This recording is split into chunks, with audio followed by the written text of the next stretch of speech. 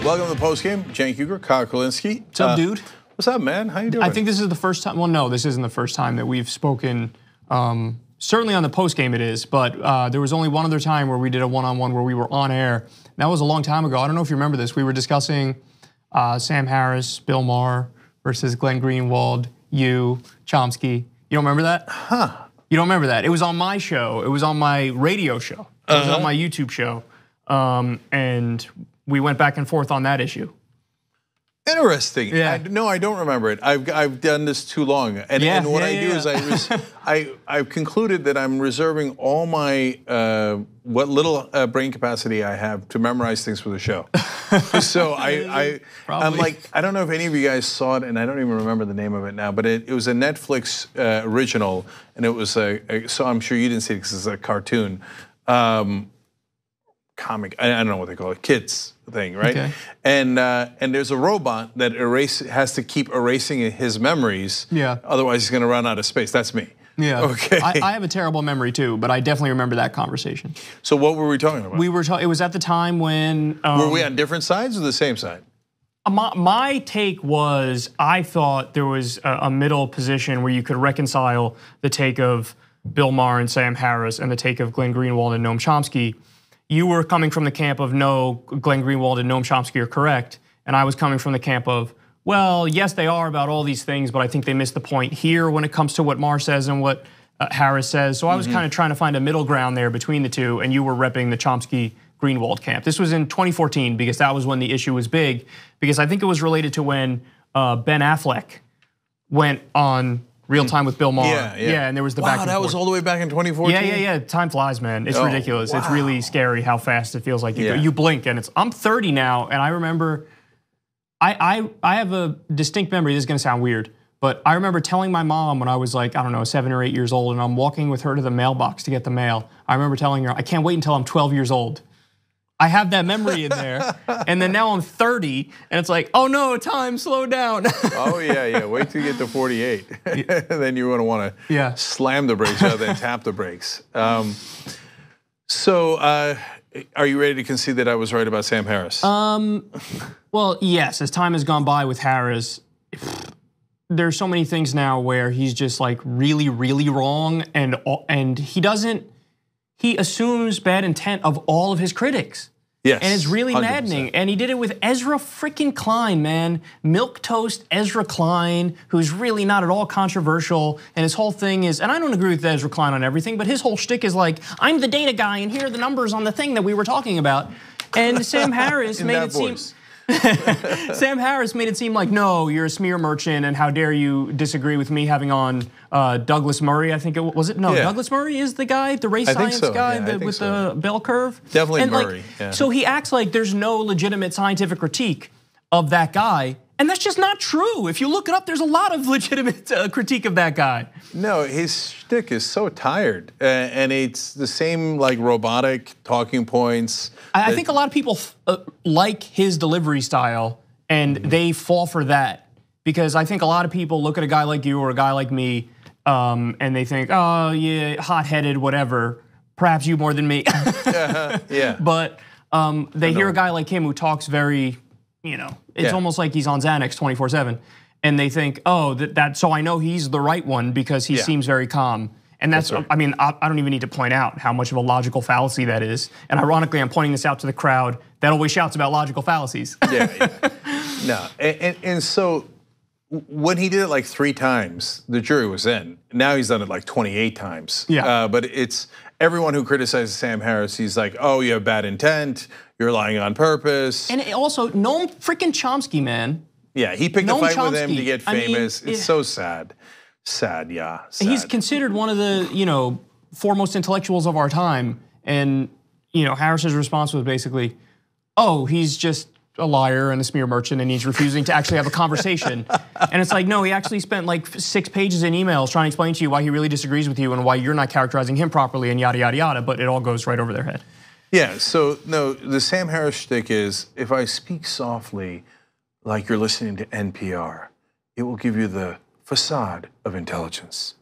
And the Shapiro shtick is, if I talk really fast, you won't be able to understand my talking points. You can see how smart I am, and I put in a couple of numbers. Yeah. Okay. And so, anyway, speaking of which, that brings us to the conversation at hand. So I promised you guys that I would give you a couple of the things that I was going to say to Tucker Carlson if I got more antagonistic. I'm very curious about this. I'm very interested in what you're going to say, because I think it was a very good debate and discussion. Yeah, and so I'm not a robot like those guys, so I do it based on what the other person's saying. Yeah. Right? So if they're going to be a douche, two could play at that game. I've been known to be a douche a couple of times. It's hard to out-douche Coulter, but... Yeah.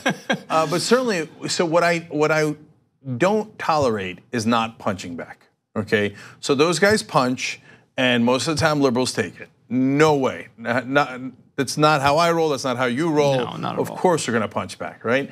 But Tucker didn't punch much, so I'm like, oh look, if he wants to have an honest conversation, let's do that. That's better, right? Yeah. So, but the things that I had prepared, because I didn't know which way it was gonna go, one, I was gonna talk about how old his audience is.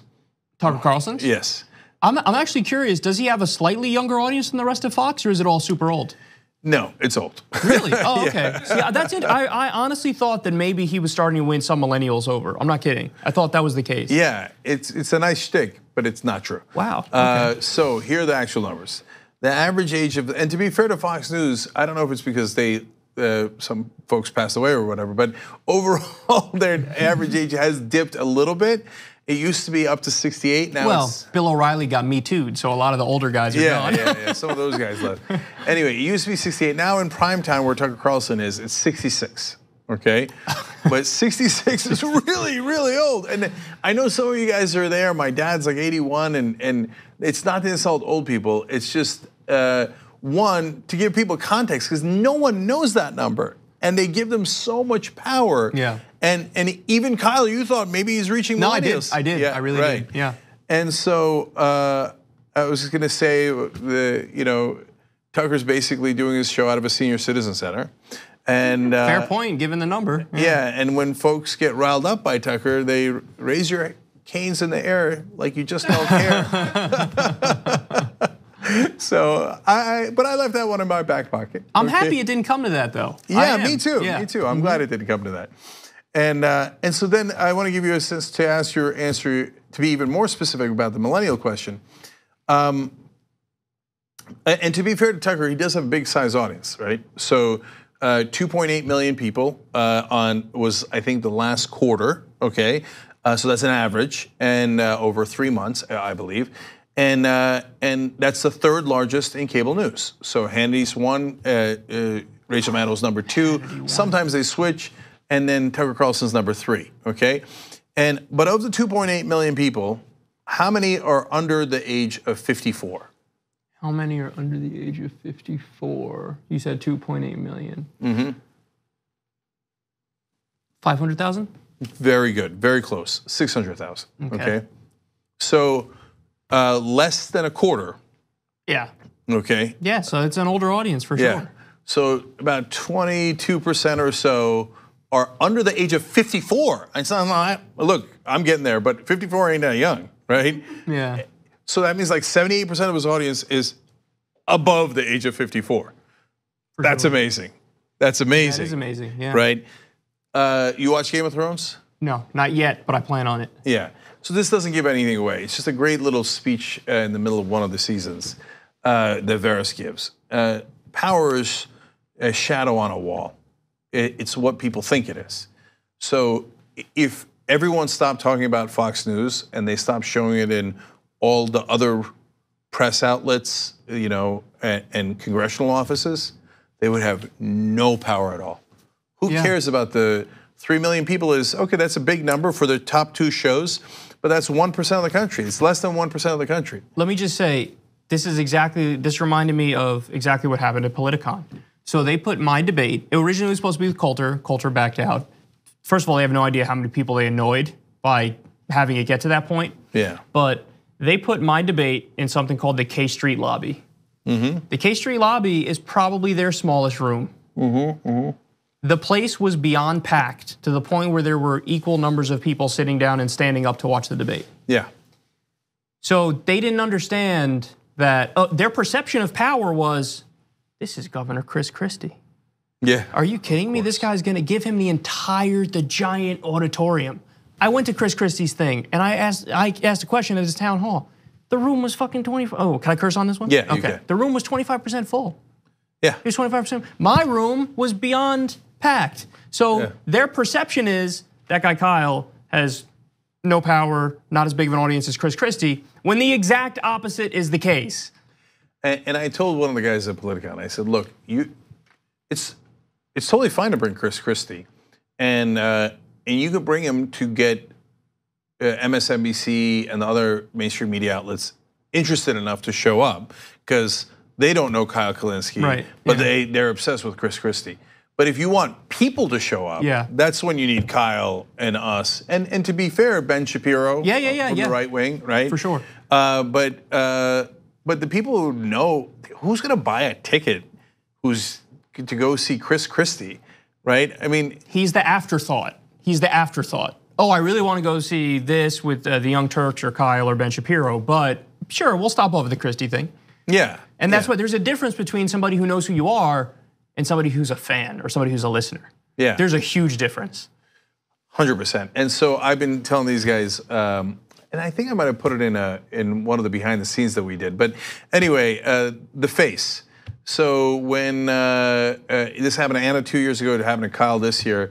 When they're announced, and a bunch of mainstream media guys have already been announced, and it's like a nice tepid applause. Then Kyle comes out, and people roar, go, ah, and they're like, I don't understand. Yeah, and I don't mean this in any bad way, but Bakari Sellers did the face this time. He was like, yeah, like, what? I don't know who Kyle Kulinski is. He's not on cable news, but this whole room seems to know him and not us. What the hell's going on? Yep. Right. Yep.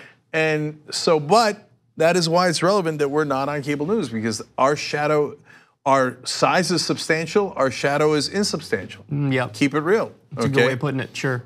And so, for example, if he insulted our audience, after I insulted his, but by the way, or it might have just come out organically, because a lot of the mainstream guys are dismissive. Yeah. So if he had done that, I would have said, look, 3 million is not a bad number, but Young Turks Network gets 7 million a day. And I'm sure that he would have snickered and et cetera. But it's true, it's real, right? It's amazing how they just dismiss the online numbers. It really is. I had somebody respond when Coulter backed out of the debate with me, and then went on to say no liberal would debate her. I mean, I forgot where I was going with that point. I lost it, but go ahead. Sorry. Yeah, if it comes back, I'll bring it up. Yeah, I'll come back to it. So I'll tell you a couple other cutesy things, and then the overall topics that I wanted to get to that we didn't in an hour. It's impossible to get to anything more than 2 topics. Basically, we did immigration and kind of money and politics and Trump. So maybe all 3. A little bit. Yeah. So there's just this peculiarity. If we got into regulations, he's against seatbelt regulations. Tucker is? Yeah, against when did he seatbelt say laws. This? So I researched it. He said it a while back. Okay. I wonder if he would have flipped on that. He probably would have conceded that, because that's the whole room is going to laugh at him if he, because there was a lot of, whenever you really checkmated him, he almost acknowledged the checkmate and then had to course correct. I noticed that a few times. So one of your best punches that you landed was on tacos. What a weird sentence to say. In the debate, you really killed him on the tacos point. But Tucker had said, like, oh, tacos, that's an American food. And Tucker was also going on to make, oh, but multiculturalism is crazy. And your point was, you can't say multiculturalism is crazy, but then also say tacos are American food, because that is by definition multiculturalism. Yeah. And so he was checkmated. And then he was like, yeah, let me talk my way out of this in a way where I'm semi-conceding the point. And he did that every time you cornered him in that way. So then I looked up how many lives have been saved by seatbelt laws, and okay, so Ralph Nader, by the way, shout out to Ralph Nader. Is he the one who got us seatbelts? Yeah, that's awesome. So now I have an exact number, or a good enough approximation of a number. I'll explain the math to you guys. So between 1975, when the seatbelt laws were put into place, and 2008, seatbelts saved 255,000 lives. And now they save 15,000 lives a year. So if you do a little bit of math, which I did, it's not exactly right because it ramps up, but it's definitely close enough. It's about 400,000 lives that have been saved on that one regulation. Okay. Yeah. Now that's a hell of a thing. And so as much as you can get angry at Ralph Nader, and I did in 2000, and we had him on the show multiple times, and we had big shouting matches over it, but saving 400,000 lives ain't no small thing, and you can never take that away from Ralph Nader. Yeah. Okay. Sure. So that's like, you know, I talk about it every once in a while. I'd retire off of that, right? Yeah. That's one to retire off of. Yeah, I mean, he pretty much did. What? In fact, he should have before 2000, but that's a whole nother thing. I mean, we don't need to get into it, but I've seen convincing arguments that he is not the reason that the election went the way it did. No, but that's what drives me crazy. So so I ran into this guy who did the taco trucks. He's a MAGA guy. He's a Trump guy. He did. I don't know. I barely remembered it. During the 2016 campaign, he had a taco truck that went around with Donald Trump, but he was pro-Trump, and whatever. Yeah, it was a minuscule thing. And he comes up to me and he's like, "Yeah, you remember me? I'm the reason we won the election." And what? I was like, "No, you're not." I don't even know who he is. Right, but in a sense. Well, he's definitely wrong, but all of it is right because it was decided by 78,000 votes in 3 states. And so that's a swing of 39,000 votes. Maybe it was the tacos, maybe it was the weather, and not maybe, it was all of them. And it was Hillary Clinton not going to those states. It was, so in 2000, the butterfly ballot alone definitely made the difference, right? Pat Buchanan alone definitely made the difference in the fact that they put his name in a confusing way on the ballot in Palm Beach, okay? Did Ralph Nader alone make the difference? Fuck yeah, no question about it. So here's the fact that got me. More Democrats voted for George W. Bush than people voted for Nader. So that's like, I don't understand how we can blame Nader if that's the case. And it honestly was the same thing. 9% of Democrats voted for Trump in the 2016 election. That's an amazing fact to me. So when people say, oh, 1% voted for Jill Stein, blame Jill Stein, it's like, well, what about the Democrats who voted for Trump? No, but that's my point, which is that those two things are not necessarily connected. Those 9% were definitely going to vote for Trump anyway, right? And so the people who voted for Bush that were Democrats were going to vote for him anyway. So it's almost like backseat driving is useless in the first place. Why are we even having that conversation? And don't get me wrong, like, first of all, Gore won. If the full recount of Florida, he won the state of Florida. He didn't just win the popular vote, he won the electoral college. And the Supreme Court just robbed him, right? Sure. And they admit they robbed him because in the decision they said, this shall not be precedent for any other decision. In other words, we just made this up just so we could vote for Bush, okay? Yeah. It's outrageous.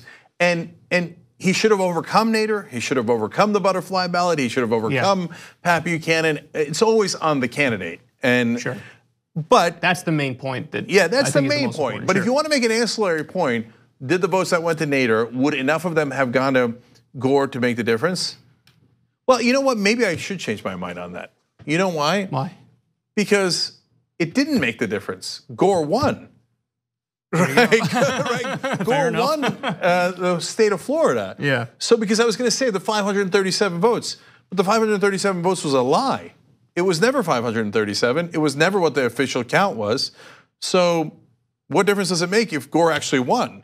Isn't it amazing how history diverges and it can go in a wild direction simply based off something like this? Like, what was the Oliver Stone movie where that guy, well, I think the guy's name was Henry Wallace, correct me if I'm wrong, who was like almost like the Bernie of that time? Yes, it was Henry Wallace. Okay, and I don't remember the details of the story, but I think he was screwed and he was going to be the nominee or something. He was going to be the VP. He was the VP in his 3rd term. Okay. He was going to be the VP in his 4th term.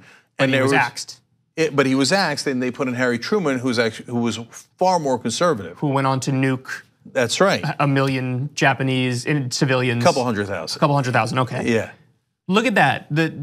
Just from that fact alone, the course of history radically changed. And well, there's 2 things about Roosevelt that radically changed the course of history. One, it's a little glib to say that it was just an overnight decision by Roosevelt, because he had a lot of pressure from conservatives to put Truman on and take Henry Wallace. So they didn't care that much about Truman. He was a country bumpkin, a very low-level politician no one cared about. He was kind of a throw-in. They just needed to get Wallace off because they knew that Roosevelt was sick, and Wallace was even more progressive than Roosevelt. They're like, no, under no circumstances. Wallace would have won. Hashtag Wallace would have won. That's right. Bernie would have won. Hashtag never Truman. So, but the way that it went down, the way that I recollect it, and I'm not that old that I wasn't there. It was also from reading history and et cetera, is that Roosevelt changed his mind the night before. So if he got a good night's sleep, if he'd gone to a Holiday Inn or whatever, something, anything, changed his mind. Yeah, Wallace would have been the most progressive president we ever had. He almost certainly would not have killed a couple 100,000 civilians in Nagasaki and Hiroshima, and we would have won the war anyway, right? But domestic policy-wise, he could have been amazing. Perhaps we would have already had universal health care. Yeah, so that's the bad break that we caught as progressives and as the country on that. The good break was, and this is a tragic good break, but it's same from the Oliver Stone movie. Roosevelt gets elected, and he's in Chicago, and this is my rough recollection of this too. And some Italian, I don't know if it was a communist, whoever it was, okay, decided he hated Roosevelt. He got up on a chair to shoot him, and the chair wobbled. It turned out it was not stable. It was a wobbly chair. So he moved and shot. I never knew this. Yeah. I never knew there was an assassination attempt on FDR. And it accidentally hit the Chicago mayor. I think he died. Oh my goodness. Right. So Roosevelt's life is saved. Wow. And if Roosevelt had died, then we never would have gotten Social Security. That's unbelievable. Okay, because back then Henry Wallace was not his VP. Back then they changed VPs all the time. In his first term, Henry Wallace was not the vice president. It was a very conservative Democrat who was his vice president. Never would have gotten Social Security, never would have gotten any of the progressive changes that made this country what it is. And FDR, that's amazing to hear. I really had no idea there was an assassination attempt on him. He was, according to the polls, he was insanely popular too, right? Mm-hmm. Man, that's wild. So an insanely popular president was still targeted for assassination, even though he... I mean, remember they tried to do a coup on him too, the business interests. That's right, and remember he's the reason that we have term limits now, because the Republicans said, we cannot beat somebody who's a strong social democrat who's implementing these New Deal policies, so we need term limits to block them from continuing to win. Because we can't beat them, they're so popular. Otherwise, the populist progressives will win for the rest of time. That's right, yeah. That was literally what it was. We need term limits because these guys are too popular. So that's a great point. Okay, back to the insults. I was gonna say, I looked up to see if he was Swedish because Carlson's a very Swedish last name. Unfortunately, they didn't have that information, so I was gonna ask him, Carlson, is that Swedish? And presumably he would have said yes. If we were talking about socialism, which is what he demagogues on on there. I would have said, Tucker, little do you know, you come from a long line of socialists. Yeah, here's what he would have said in response. They were homogeneous, or whatever the word is. And I can't say that word. Yeah, no, it's tough. I struggle with it too from time to time. Yeah. And I know he's gonna say that. Yeah, and that's a dumb thing to say. Because all you have to say is, well, Canada is significantly to the left of us. They're not as far left as the Nordic states, admittedly, but they're significantly to the left of us, and they destroy us on the issue of healthcare. So the idea that like, oh, you need all white people to have rational policies. Yeah, that's the argument at its core. Yeah, and it's not gonna help your cause that your complaint about demographics and culture is not racial. If you then say, well, these Nordic countries are all white, yes, so but Cenk, that point is scarily common. I've heard so many people make that point, and it's one of those things where, and the people saying it, they have no clue that the core of it really is a bigoted point. And I'm not one to quickly pull that card and say, oh, that's bigoted. But if your point is, hey, the reason why they're able to get good things done is because they're all the same race, that's close to the definition of it. Yeah, of course. And so why do they keep saying Venezuela now, Charlie Kirk pulling out Zimbabwe as socialist?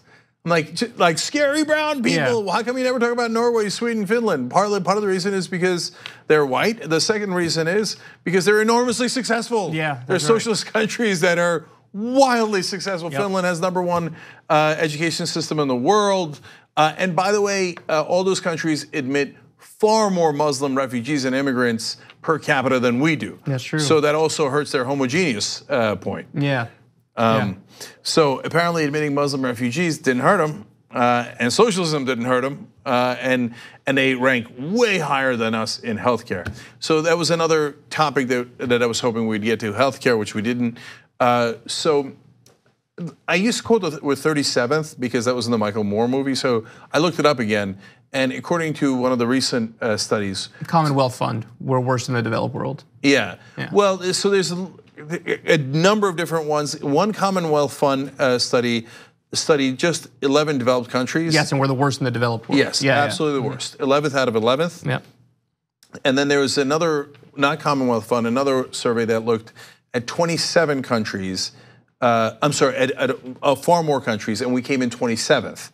And wow. It looked at 72 different factors in grading our health. Yeah. And we're 27th. And as a percentage of our GDP, the countries that finished at the top, they spend 9 to 11% of their GDP, about 10% overall. We spend 17% of our GDP, now growing almost to 18% of our GDP on just healthcare, right? So we spend about twice as much as the other countries and are ranked 27th. Okay, so here's, to add on to that fact. Our private health insurance system, 80% of the money goes towards actual health care. 20% goes to overhead costs. And now that's after Obamacare forced them to make that the case. Before it was close to 50-50. Half the money would go towards healthcare, half the money would go towards overhead costs. You know what it is in Medicare? How much money goes to actual care? 92%. That's amazing. It's just a fact to say it's more efficient. That's not conjecture, that's not opinion, that's not something that we got from Code Pink. That's just the truth. So, and this is one of those issues on healthcare where I think we're so overwhelmingly correct and there's just absolutely no argument on the other side that I would run elections, perhaps even on this issue alone, to just wipe out the Republicans from coast to coast. So, well, it's funny you say that because number one, they kind of are. Even the Democrats got the memo. Oh man, people are really pissed about their healthcare situation, and they poll like 26 points better than the Republicans on healthcare. Yeah. And so I have an interesting perspective because I do Rebel headquarters, and I talk to Democrats running not only in blue districts but in really red districts, and I always ask them what are the top issues. And number one in a landslide is healthcare. Yep. Number two is corruption. Yep. Okay. That makes perfect sense. Yeah. And number three is wages. Yeah. I mean, it's totally rational. But Kyle, when we started Just Democrats, what are the four things that we focus on? That was the top. The top three were no-brainers. That's right. Corruption, healthcare, money, and wages. How's this for a fact? Trump Care, the bill he proposed to replace Obamacare, repeal it and then replace it with Trump Care, it had a 12% approval rating. Medicare-For-All has a 70% approval rating, including a 52% approval rating among Republicans. Yeah, and I'll go one more step here. So they do a bait and switch a lot of times, and Charlie Kirk did it in the debate he had with Hassan, where he said, "Oh yeah, you want socialized medicine like the Veterans Administration." No, wait a minute. Veterans Administration is not just insurance. It's the doctor, the hospital, it's comprehensive.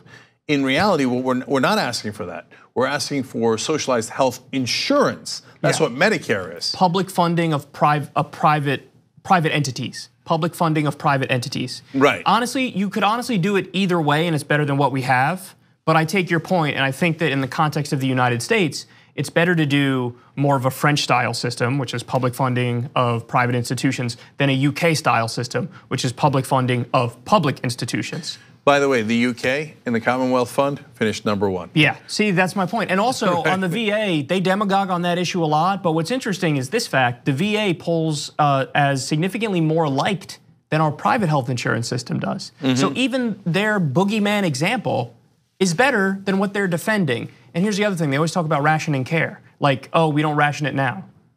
We do ration it now under our system. In fact, there's between 32,000 and 45,000 people that die every year in the US because they don't have access to basic health care. So what they do is they take an anecdotal story of one person in a single payer country and they say, oh my God, this woman named Barbara wasn't able to get her surgery on time. So you have one anecdotal story on this side, I have 45,000 dead bodies lying on a wait line on this side. Yeah, one of the progressives we had on from the state of New York, a legislator there who is pushing for Medicare-For-All, made a good point, and I don't know why I never thought of it this way. And he said, you know, and if you don't know, there's 28 million people. No, sorry. When Obama left, there was 28 million people left uninsured. So it used to be 44 million before Obama. Give him credit, he brought it down to 28, but still 28 uninsured. Now, Trump added 3 million last year. I couldn't find the number for what he added the year before. He lost 3 million, lost health insurance. Yeah, added 3 million to the number of uninsured. Right, there okay, you go. So it's now over 30 million that are uninsured. Anyway, the legislator said, you know, if you're uninsured, or you ran into a cap, which happens all the time, hey, your insurance only covers $1 million, and if your surgery or your operations go beyond that, that's it, you're on your own, you're gonna die. Okay. Or you go bankrupt. Or it doesn't matter. Yeah. You can't, if it's cancer, you can't, bankruptcy doesn't solve it. No one's gonna give you the money, you're going to die, okay? And so you can't go to an emergency room. And he said, look, if you're in that situation and your kid has cancer, we have just given them the death sentence. Yeah. So this they're the real death panels. The private health insurance companies are the real death panels. 100%. Yeah, I've made that point over and over. Yeah. And one of the things I was going to ask Tucker is, are you comfortable with that?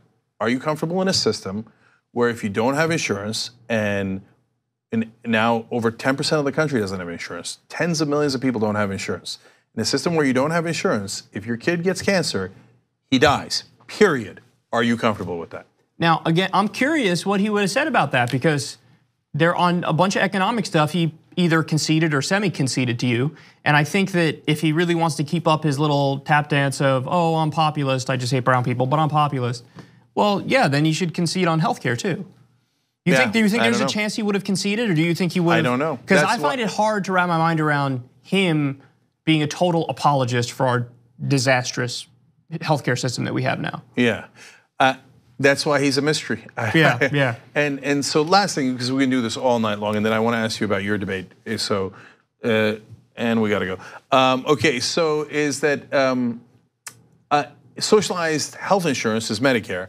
Medicare, forget Medicare-For-All. Medicare pulls a 77%. Okay, so apparently people love socialized medicine. Yeah. The people who get it in this country, not in the UK, not in Finland. They love it. Yep. Find something else that pulls a 77%. You'll only find two other things: Social Security and getting money out of politics. Yeah, okay. That's why the Republican talking points make no sense. I mean, I love this new one that they have. They say Medicare for all is Medicare for none. Yeah. That's like, I made this analogy. That's like saying, oh, we're gonna have a program where we give shoes to everybody. And the response is, why do you want to give shoes to nobody, bro? It's like, wait, that makes no sense. I said I want to give it to everybody. I want to expand it. It says to all. But here's the thing, Cenk. It cleared a boardroom of Republicans. They all sat around and somebody floated that and they were like, that's genius. We're going with that one. And they all wrote it as a memo and they gave it to all the Republicans. You know why though? Because they're desperate. I know. Because they got nothing. I know. So now they're like, why don't we pretend it doesn't exist? So now Trump writes the dumbest op-ed I've ever read against Medicare-For-All. Paul Ryan gives the dumbest speech I've ever heard against Medicare-For-All. And then now the question is, will the Democrats go, you know what, enough, we're going Bernie Sanders style, or will they go the Chuck Schumer route and say, well, you know, maybe we can find the middle point. Sight unseen, Chuck Schumer. Yeah. I answered Chuck Schumer. You don't have to finish the sentence. Okay. Yeah. They learn nothing. They learn nothing whatsoever. Okay, because again, it's not about learning. It's they're taking money from the pharmaceutical companies. So look, I can go on and on. I wanted to just, and partly because I'm genuinely curious, partly if it got confrontational, I wanted to corner him on these stuff. On deficits, Reagan doubled the deficit. Clinton created a surplus from like $300 billion deficit to $236 billion surplus. Bush took it from a surplus to $1.4 trillion deficit. I mean, you go on, and now Trump's going to double it again in just 2 years. So will you concede that Republicans don't care about deficits? Yeah, and Cheney did, to his credit. He's like, yeah, deficits don't matter. We don't care about deficits. They use it as a political tool to bludgeon their opposition over the head with. The reality is they've actually, ironically, they've bought into the logic of MMT, modern monetary theory, which is even left of Keynesian economics, which is like the idea that, no, seriously, literally, deficits don't matter because we control our own currency. So it's not that big of a deal. You know, the thing that would really lead to inflation is political instability. So as long as you don't have the political instability, yeah, you could run deficits as far as the eye can see. Now I know you probably don't even agree with that. I don't agree with that right, at all. But the point is, the Republicans have bought into the logic of MMT while they deficit troll the left, because whenever we propose something, they go, oh, how are you going to what are you going to add healthcare to the deficit? I care about deficits. Yeah, there's so bullshit. Yeah. All right, like I said, we can go all night. It's just real quick because I didn't get a chance to see it because I was prepping for the Tucker thing. How did your debate with Scottie Nell Hughes go? It was pretty good. She is about 9,000 times more reasonable than Ann Coulter. And, wow, I didn't see that coming. On many issues, we agreed. I was able to sway her in my direction. And there were a few issues where we didn't agree. One of them was Israel. And Medicare-For-All was another one where we didn't agree. But it was good. It was a good debate. I know that the audience probably wanted me to slit somebody's throat and hold the head up and scream. Yeah. But be mad at cowardly Coulter about that and not at me. And by the way, I just want to say Ben Shapiro also passed on a debate with me. Jesse Lee Peterson also passed on a debate with me. We went through almost every single conservative that was there, and every single one of them passed. Then I said to the people at Politicon, I'll do a 2-on-1. They said, okay, we'll ask. Passed. Then I said to them, I'll do a 3-on-1. That's my kind of guy. They passed. Okay. So that's, you know, they talk about safe spaces and snowflakes. The only safe space I see is the one that they're in, and they're the real snowflakes. What do I do? The I kind get of guy every single year. The kind of guy who does a Kyle driver. There were a lot of tweets on that, thanks to you from Politicon. That's awesome. All right, well, I'll have to catch it on tape. Okay, guys, much love. And Kyle, thank you. Of course, man. Thank you. Everybody check out Secular Talk. And you're going to be on Joe Rogan tomorrow? Yes. It ought to be interesting. Yep, should be fun. Yep, and we'll see you hopefully soon. Yep, awesome, man. Sounds good. Thanks for having me. Yep, we'll see you tomorrow.